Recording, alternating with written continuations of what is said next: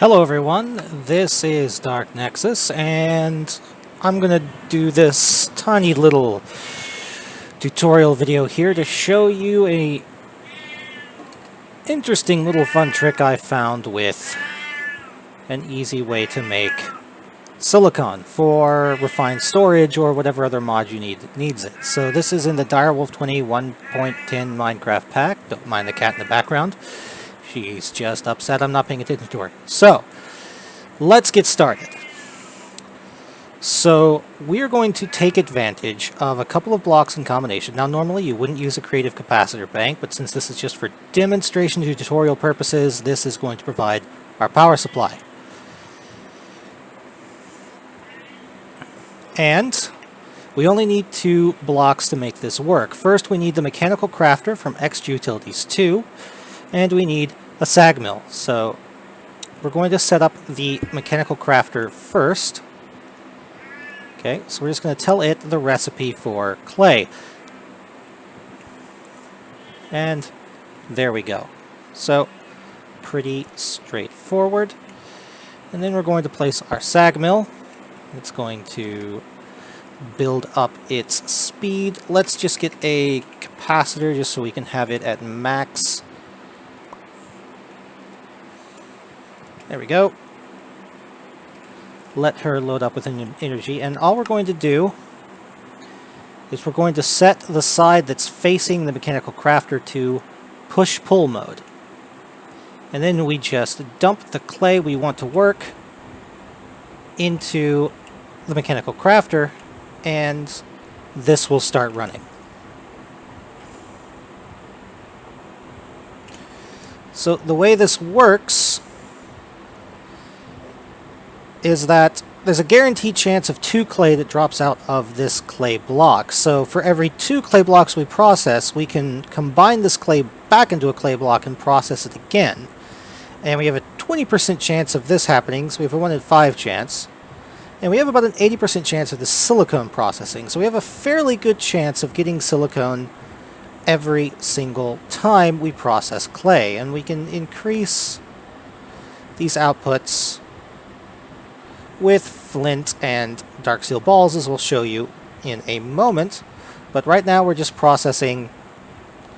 We're looking to see how much silicone we get out of just a basic setup. So we'll be right back when we get to the end of that.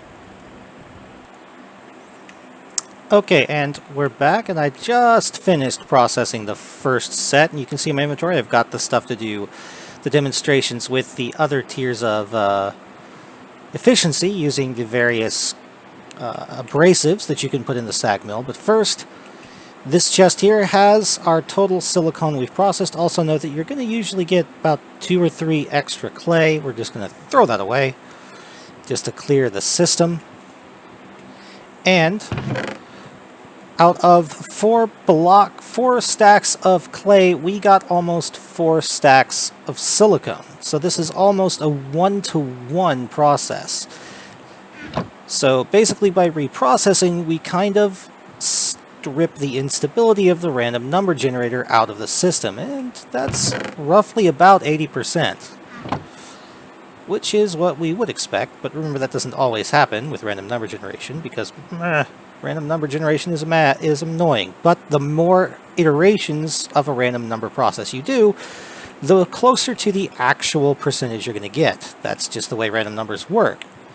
So, let's do this again with flint. So we're going to load this up with a set of flint, and we're going to throw the clay in. And we'll be back when we're done processing. And we're back with the results. So, as we already saw, this was close to 80%. I actually did the math, and it's actually, we got 236 pieces of silicone out of our 256 pieces of clay, which is 4 stacks of 64, or 1 stack of clay blocks. We got a 0.92 return rate, so pretty much almost 1-to-1 ratio. So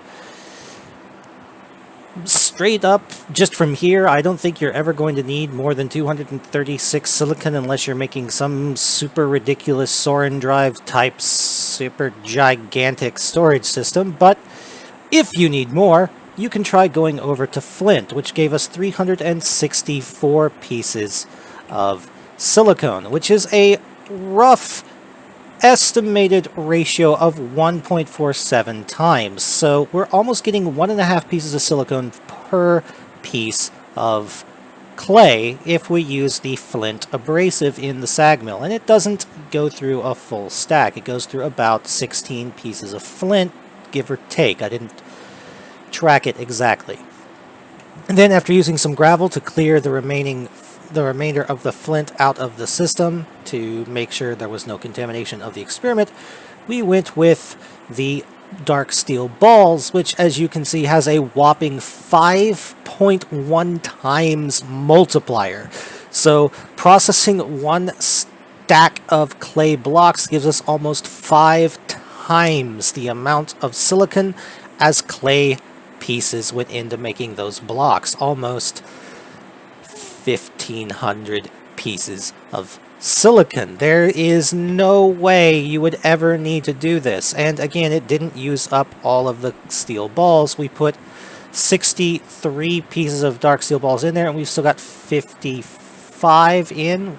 It was, and still 69% on the one that it took in last. So if we do some thinking there, so that's 63 minus 56. Calculator is a calculator. That's just 7 dark steel balls. So if you can afford dark steel balls before you start making your